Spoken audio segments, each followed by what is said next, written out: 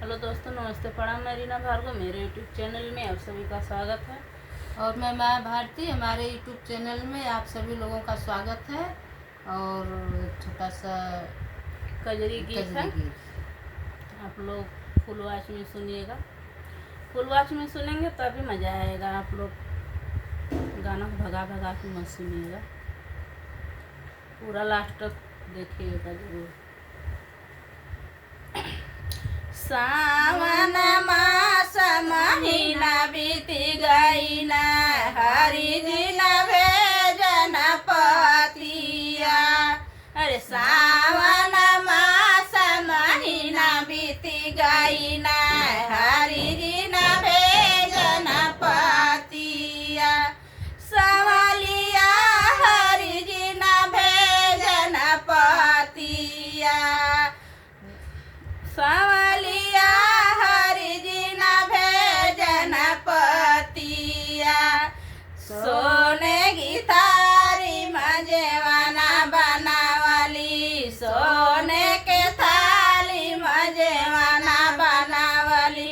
बनल जेवाना देवर हो जेई गई ना, बनल जेवाना देवर हो जेई गई ना। हरि जी कमारल मतिया, बनल जेवाना देवर हो जेई गई ना। हरि जी कमारल मतिया। संवलिया हरि जी कमारल मतिया। सावन मास महीना बीती गई ना, हरि जी न भेजन पतिया। सावन मास महीना बीती गई ना, हरि जी न भेजन पतिया। बरल गेरुआ देवर पी गई ना, बरल गेरुआ देवर पी गई ना। हरि जी कमारल मतिया। संवलिया हरि जी कमारल मतिया।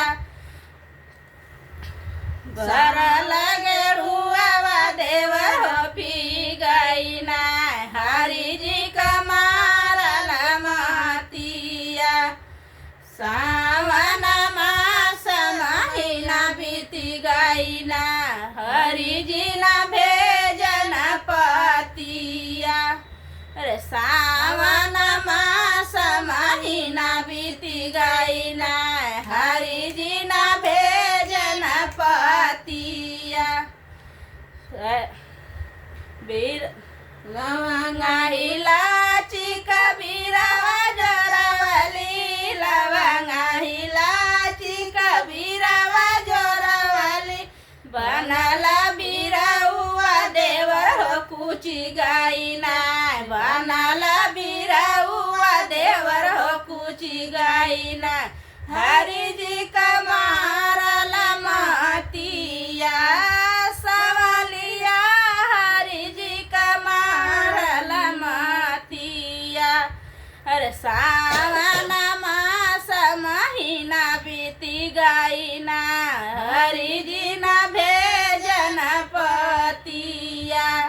अरे सावन मास महीना बीती गई ना, हरि जी न भेजन पतिया। अरे फूल हजारी कसे जलगवली, फूल हजारी कसे जलगवली। लगल से जरिया देवर हो सुई गई ना, लगल से जरिया देवर हो सुती गई ना। हरि जी कमारल मतिया। अरे लगली से जरिया देवर हो सुती गई ना, हरि जी कमारल मतिया।